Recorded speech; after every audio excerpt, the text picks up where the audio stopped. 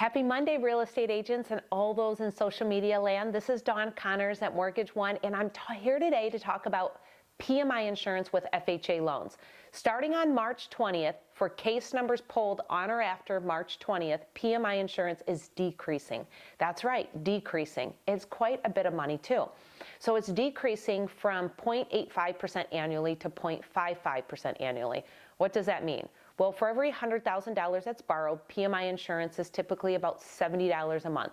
It is now dropping to $45 a month. That's a $25 savings for every $100,000 borrowed. So if a person is taking a $400,000 FHA loan, that is $100 less in a payment a month. Pretty cool, right?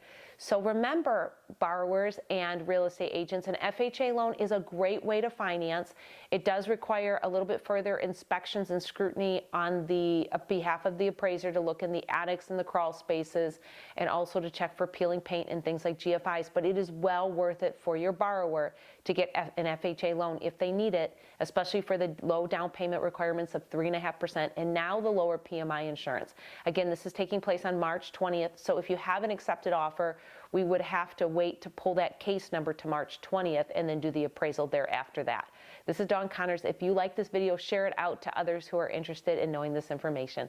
Thank you and have an amazing day.